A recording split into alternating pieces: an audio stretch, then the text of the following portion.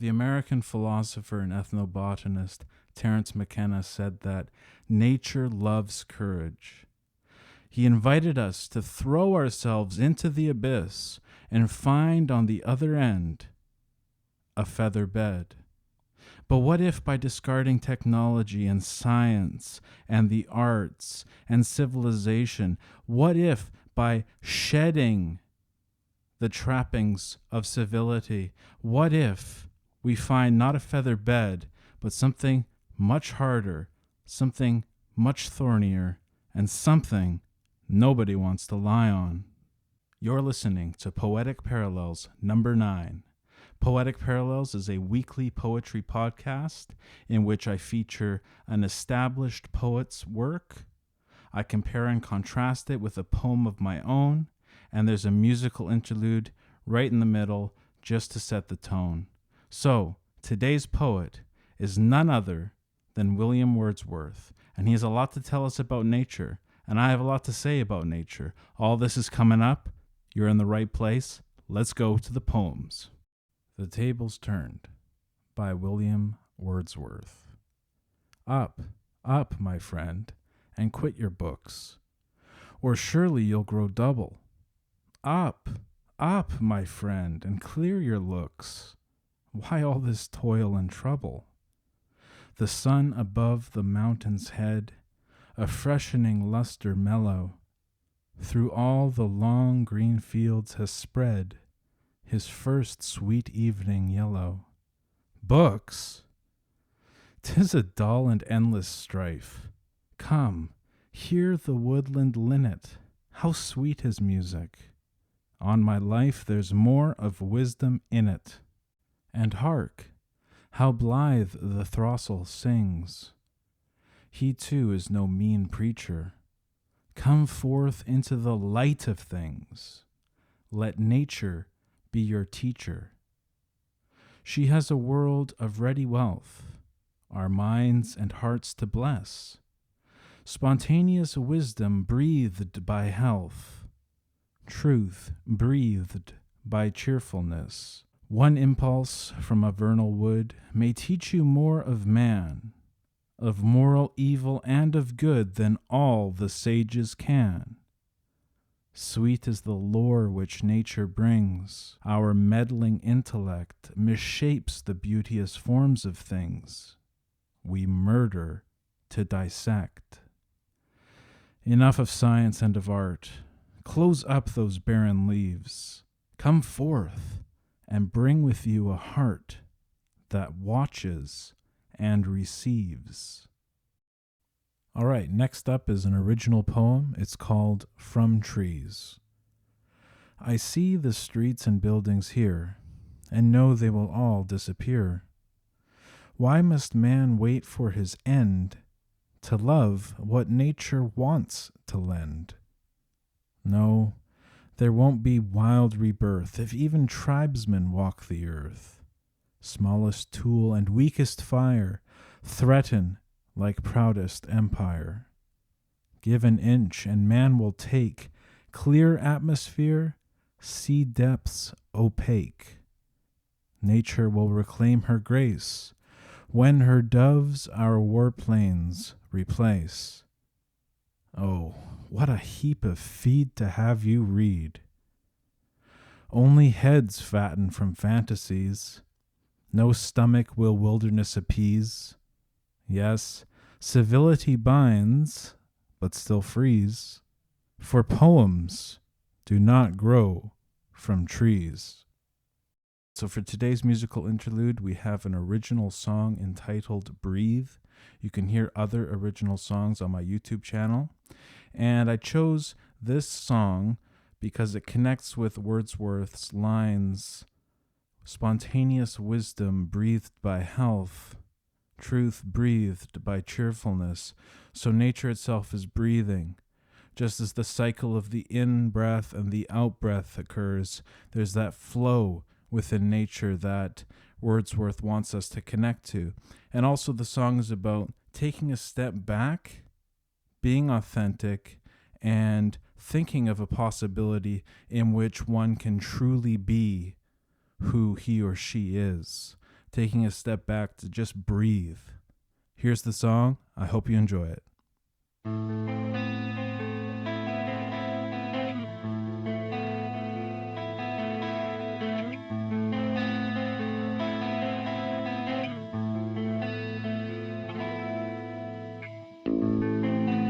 You spend all your time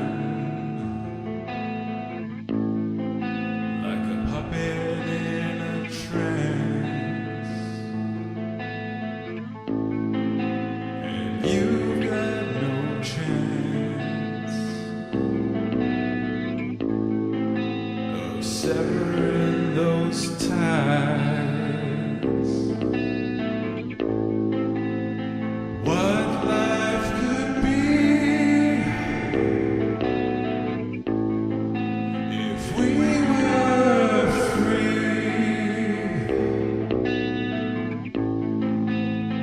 What life could be if we could breathe. Breathe in who you are.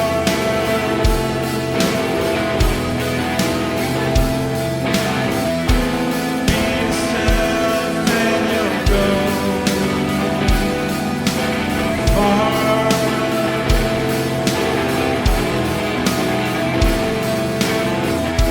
My heart's on a train under your star.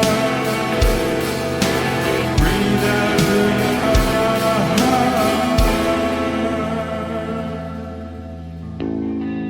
You spend all your time like a surf in a field, and there's a sword to wield, but your muscles atrophy.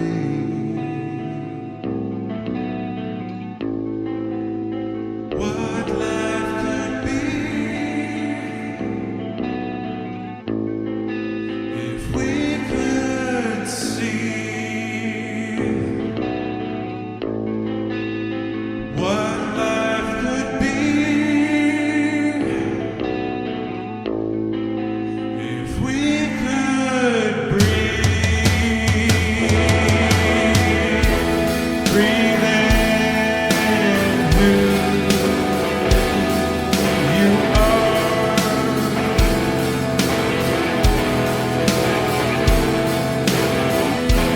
Be yourself and you'll go far.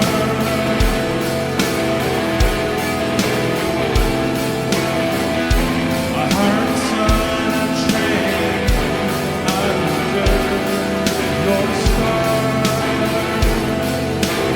Breathe out who you are.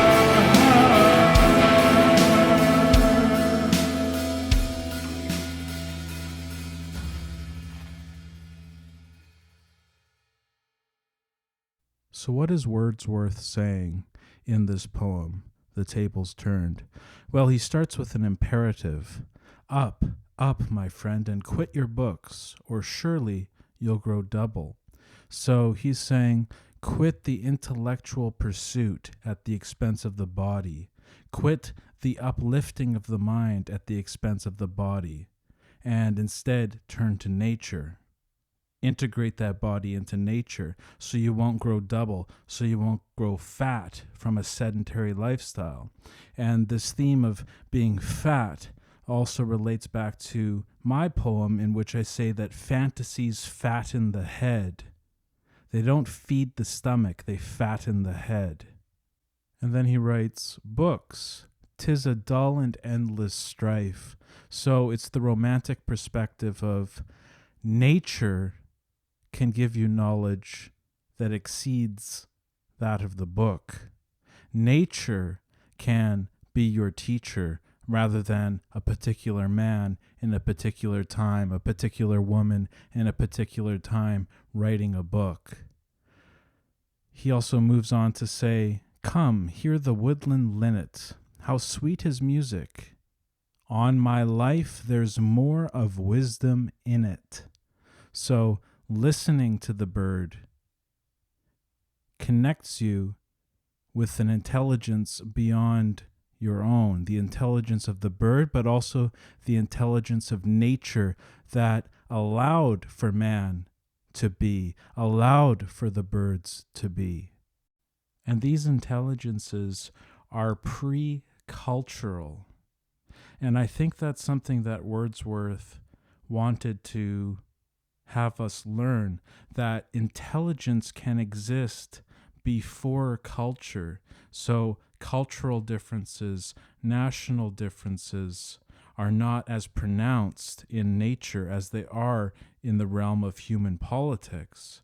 So you can find out about, like he says, the good and evil in man, the morality of man in a pre-cultural sense by turning to these intelligences in nature and learning what it is to be without the confines of culture. And that's not to say that cultures and nations don't exist or are unimportant, but instead, going into nature with one's mind, body, and soul is a way of experiencing what it is to be human before culture. And my perspective on Wordsworth is that he wants a mystic connection with nature that he can bring back into civilization. Now, from my reading of this poem, and in line with romantic thought, Wordsworth doesn't appear to be saying, give up science and art fully. Close those books forever. Burn those books. He doesn't say that. Instead, he says, let nature be your teacher. And I think what he's getting at is learn from nature, learn from what it is to be yourself in the same way that the bird is himself in his song, and bring that back into civilization. It's just like the song Breathe that we heard. If only we were free, if only we could breathe. Go out into nature, have a mystic experience, breathe the lessons of nature, but then come back and live in accordance with them and try to share them with others. Now, the reason I think that he wants us to turn back to civilization is because he writes, one impulse from a vernal wood may teach you more of man, of moral evil and of good, than all the sages can. So what do you need when you have a civilization? You need some kind of moral basis. And we can question that morality. We can poke holes in it. We can defy it. But every civilization has, at its core, moral principles that are more or less hegemonic. In other words, accepted as commonplace for everyone. So he's talking about morality here. Morality, civilization.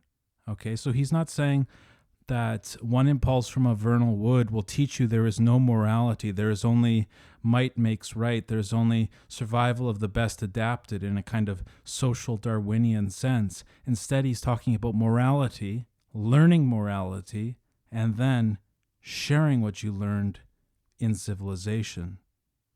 And then we get to this really interesting stanza. Sweet is the lore which nature brings. Our meddling intellect misshapes the beauteous forms of things. We murder to dissect. So he's contrasting the sweet lore, the sweet mystic knowledge that nature gives if one receives it, with the scientific method, dissecting. So think about it like this. Chernobyl, that great disaster. Man was dissecting physics, dissecting reality, and in the process ends up murdering the environment around it. In our pursuit of knowledge, we are murdering so that we can dissect what we have just murdered. Think about it like this as an analogy. So there's a boxer. He's having some cognitive problems, some balance issues. And since there's no test for CTE, the doctor stabs the boxer in the neck and then cuts open the boxer's head and says, okay, yeah, you do have CTE. So he gained that knowledge, but at what cost? At the cost of the boxer's life. It's the same way that we gain knowledge by doing harm to nature. So dissecting something like cutting open a dead frog that we all did in our 9th grade science classes, dissecting for laymen is a sickening process. Of course, there's doctors that can do it, people who do autopsies. Yeah, of course, they can do it. That's fine. They're trained. But for most of us on an instinctual level, to cut open the pale, greasy flesh of some frog, pry apart its ribs and look at the quivering organs, it's a pretty sickening process. And that idea of sickening dissection relates to a poem by Walt Whitman, which is called When I Heard the Learned Astronomer. And it goes like this.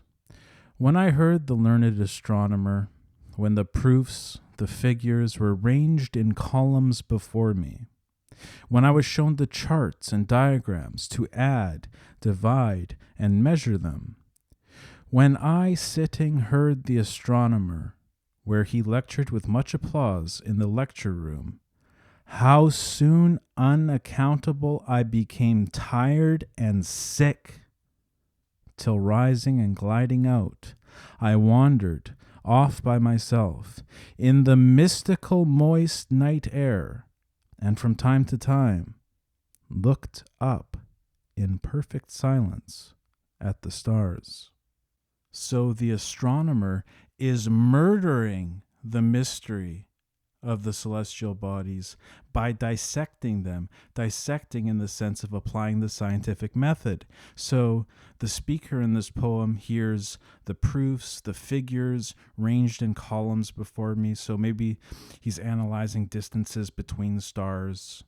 When I was shown the charts and diagrams to add, divide, and measure them, I became tired and sick. So we murder to dissect.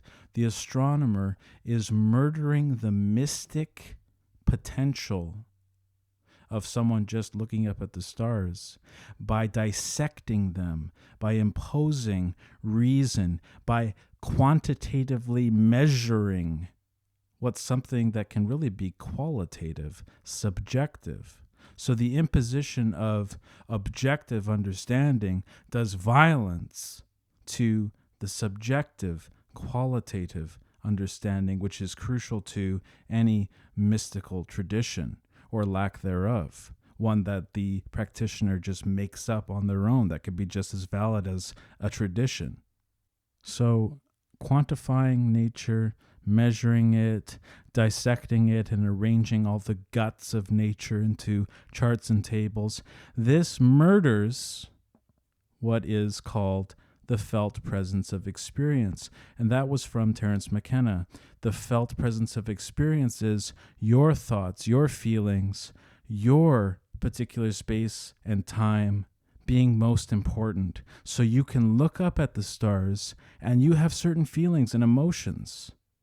They're valid. You don't need to run to science to validate them. Just by you thinking them and feeling them is enough. They're yours. That's what matters. And I think that it deserves mention as well that the same kind of privileging of one's own experience also applies in a religious context.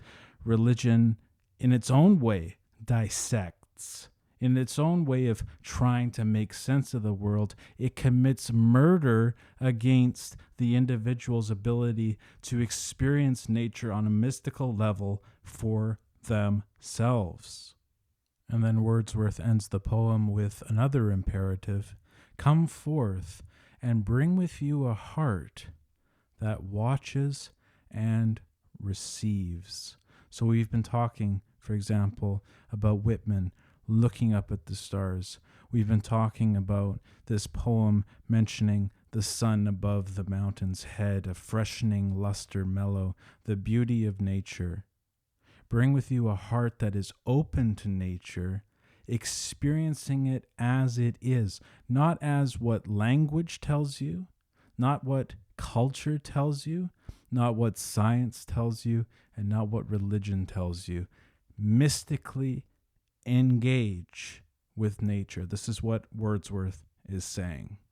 Okay, so let's talk about my poem. It has a little bit of a different perspective than Wordsworth's. I see the streets and buildings here and know they will all disappear. So when I'm in an urban landscape, I often see impermanence about me. And I think that what Wordsworth sees in nature is a kind of permanence. Moving on. Why must man wait for his end to love what nature wants to lend? So why do we have to wait until the last minute when there's already global environmental crises abounding? Why do we have to wait until then to start sensibly changing things and figuring out ways of reorganizing our economies, reorganizing our uses of fuel, etc.? There won't be wild rebirth if even tribesmen walk the earth. Smallest tool and weakest fire threaten like proudest empire. So I'm saying that when there's any organization of human beings in a hierarchical tool-using way, the earth is threatened because that germ will multiply, and then we get the proud empires of today. Give an inch and man will take. Clear atmosphere, sea depths opaque. So give man an inch in using tools and imposing hierarchies on himself. It's going to lead inexorably to the position that we see ourselves in now, destroying the atmosphere and really polluting the oceans to such an extent that even the bottoms of the oceans are showing signs of problems. Nature will reclaim her grace when her doves our warplanes replace. So there's this hopeful image. And then that hope is shattered by this next line. Oh, what a heap of feed to have you read.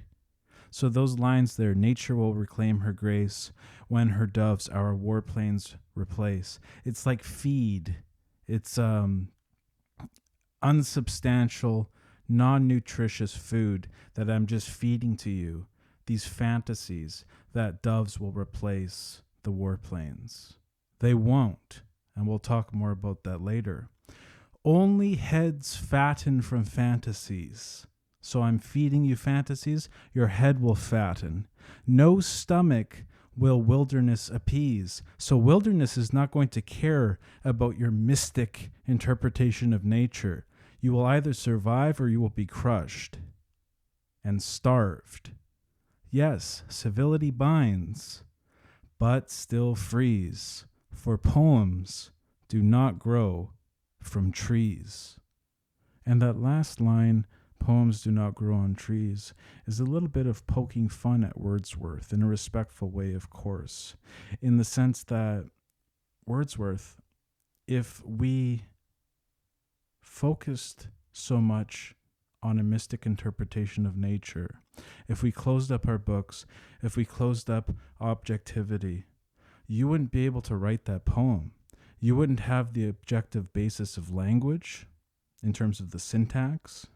You wouldn't have the shared cultural connections of your time and place.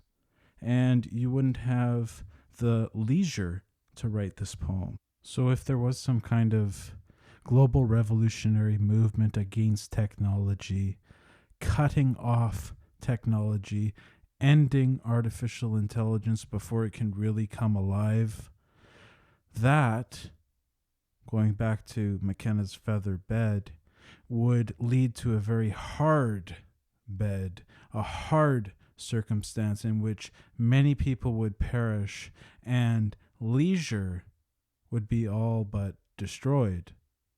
And that last bit about leisure is very important because leisure comes from civilization. Think back to the ancient Greeks.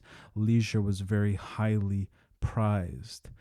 So in my song Breathe, I sing, you spend all your time like a serf in a field, and there's a sword to wield, but your muscles atrophy.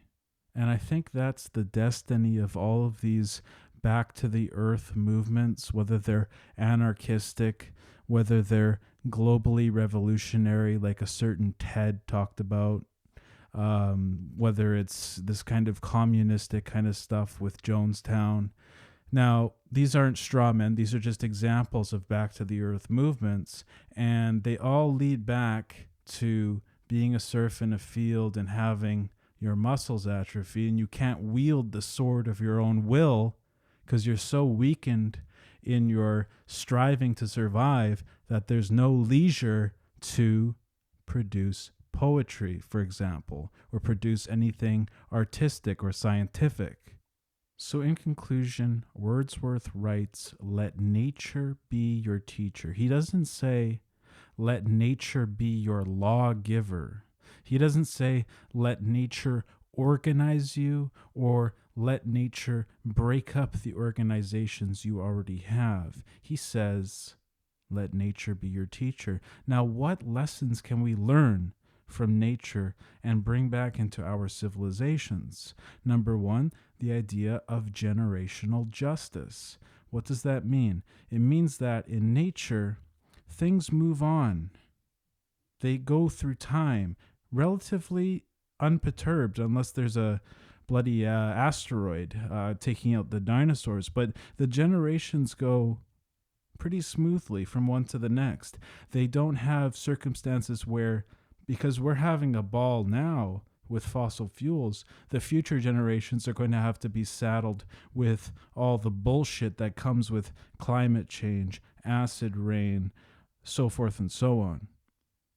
We can also learn from our ancestors. So, for example, hunter-gatherers would use every part of an animal for food or tools. And we, in our wastefulness, can learn from our ancestors, and we would do well to start practicing as they did this kind of using of everything we can, sustainability. Wordsworth also mentions the bird's song, and here we see the unstifled joy of being. So our societies, as long as the activities are not harmful to our societies, we should allow for more expression, more freedom of thought, more freedom of being. And then there's spontaneity. The spontaneity of nature is something that we should emulate on a personal level, or else we will find ourselves singing, as Morrison did in The End by The Doors, this is the end of our elaborate plans, the end of everything that stands, no safety or surprise, the end. So if we're not spontaneous, if we can get off the tracks of path dependency, aka we do this because we have no choice other than to do this, if we lose our spontaneity, if we ignore the spontaneity of nature, we will be singing, this is the end of our elaborate plans. All those plans we thought were going to work. Just because this is how things are. This is how capitalism is. This is how industrialization is. This is how economies work. And maybe they do work, but who do they work for? And lastly, returning to that bird singing, which Wordsworth says has more wisdom in it than all the fancy books in the world, the bird sings to protect its territory and to find its mate. Therefore, our joy should be aligned with our survival. Our joy should be aligned with our survival. We need to realize that without survival, without the ensured survival of the ecosystems we depend on and our very selves, there can be no species-wide joy. There can be no individual joy when all of our collective security is at risk. We sacrifice this joy in order to provide individual joy to international financiers and myopic politicians. All right, after all that, I'm going to need to take a step back and breathe. This one was a long one, but if you're here at the end, I sincerely appreciate that you're listening, and I sincerely appreciate that you're checking out songs on my YouTube channel, as well as my poems on Instagram at Carl Chronos Music Poetry. Our next poet is going to be H.P. Lovecraft. You may have read his fiction. Now you're going to hear some of his poetry. Stay tuned for Poetic Parallels, number 10. So let nature be your teacher, but always remember, those lessons need to reintegrate, just like your shadow from the last episode, back into civilization. Thank you very much, and take care.